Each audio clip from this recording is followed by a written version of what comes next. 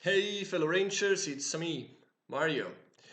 Today we're going to talk about the little brother of 3A, 3B. 3B is an amazing building, but before talking about 3B in particular, let's talk about two cost building in general because we've just been talking about one cost building till now. They were all cheap and they were all being built a lot of the time during a game just because they're so cheap. Even the two cost buildings get built a lot, but they are already a bit more costly, so you need to plan for them a bit more.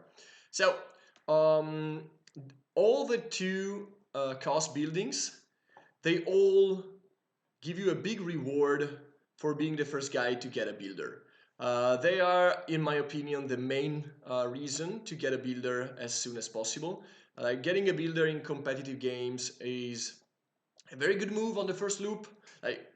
You can also get engineers and cowboys, of course. It's just getting a builder is pretty good because it's going to help you build already on the first loop or on the second loop, but before everybody else, a level 2 building, which is in some game can be pretty strong. 3B, it's not the reason it is so strong. We're going to talk about 4A and 4B in the future. But 3B, if 3B is in the game, I would really look forward to get a builder on the first loop because I know that I will use it to build a 4 and the 3 building, which is already two actions in two different loops. So even if I don't get any other builder, that's already pretty good. So 3B is a strong reason to get a builder. Why is 3B strong? Well, we've already talked about the extra steps and how strong they are with 3A. 3B is more costly, of course, so it rewards you again for getting a builder, and it's not as good for the other players who didn't get a builder in the game. But it's stronger than 3A, of course. It's more costly, but it's stronger. Why is it stronger? Well, in the fail case, it's going to give you just one coin less than 3A, but it doesn't have a requirement of cows. All right, I've been talking about how cycling cows, especially cycling jerseys out of your hand, is good, and that's what 3A will let you do. But the fact that it doesn't have any requirement means that it's so good on the hazards path. It's among the best buildings, if not the best building to start a chain on a hazard path, be either on the north or in the swamp, or even sometimes, even though again, a big caveat on that, on the other side of the bandit track. So 3B works really well on the chain because again, it doesn't have any requirement per se. So you can just discard a cow on the hazard spot and take a step and you're going to get a lot out of it.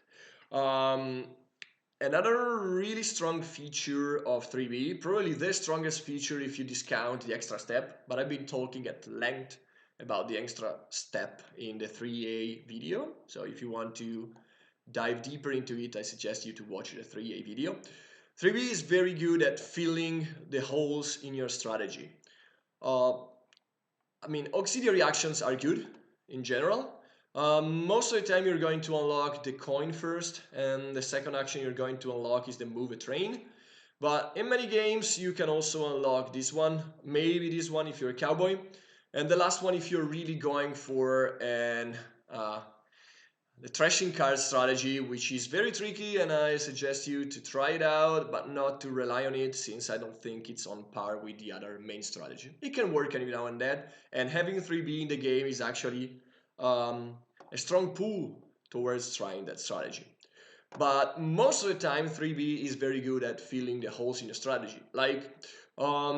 You've been taking very fast loops to get builders and build something really fast, or just getting cowboys to get a lot of them quickly and then hit the cow market a lot. And you didn't have the time to move on the rails a bit.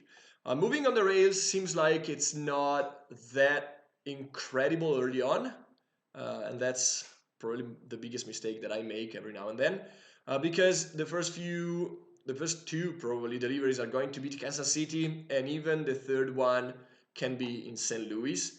So it's not as punishing if you cannot do high deliveries, because you will not pay the toll of the red crosses. But as the game goes on, these red crosses will actually really hinder your plans, because they will cost you a lot of coins during the game. So moving your train is the best solution most of the time. 3B will help the train a bit later on, when you know you can move your train even if you're not leapfrogging your opponents, and you're not going to lose a whole action on that, because stopping on the engineer buildings is normally not a good action in the bid game if you are not purchasing engineers, of course. So moving the train is good. Another thing it's good at is if you've moved the train a bit, maybe you're a builder, maybe you're moving the train thanks to 10B, which is the other side of this one, which is going to give you 4 steps. Or maybe you move the train a bit early on thanks to NBD, or maybe because you got 1 engineer or so and you left it on a station master to get a station master tile. And at that point you have some steps on the rails, but maybe you don't plan to take many steps on the rails anymore, because you've already got what you wanted. Maybe you've already had done a few deliveries over the crosses, and you know that the next deliveries is going to be maybe to St. Louis, or maybe you're already a bit ahead of the main crosses, and it doesn't matter if you go back a bit. And at that point, uh, going a bit backwards and getting certificates might be what you need, because you don't want to be forced to do a delivery to Fulton, for example, which is going to maybe cost you 3 points. And I mean, you're going to get objective cards, but it's hard to fulfill all the objective cards in games of Great Master Trade, because they are really fast. So it's pretty good at that, at giving you certificates at some point. It's also very good at cycling cows. I mean, again, 3A is pretty good because it's going to let you cycle 2 matching cows for 3 coins, while here, if you just cycle cows, you won't get any coin. But sometimes that's exactly what you need, and you have a better selection, because you're going to draw 2 cards first, and then you can discard 2 cards, and they don't have to be matching cows. So 3B is not more powerful than 3A, I would say. It's just way more versatile. You can get coins if you need coins, you can get train steps if you need them, you can get certificates from it, you can um, erase cards from your deck, trash cards from your deck. You can use it very well on the hazard path. It works really well in chains with other buildings. So it's not about raw power, because raw power wise, it's not incredible. Like, auxiliary action by themselves are the definition of flexibility and not of raw power. So this building is just really flexible. It works really well if you've been able to purchase a builder early on, but it can also work pretty well if you're like upgrading 2B. 2B again is a building that you might use once and then forget about it, and upgrading it to 3B later on might be exactly what you need.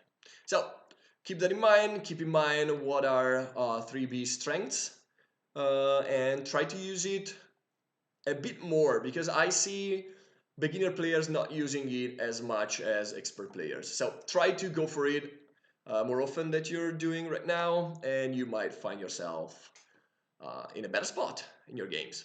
All right, that's it. Pretty fast, and see you next week. Bye bye, Myers out.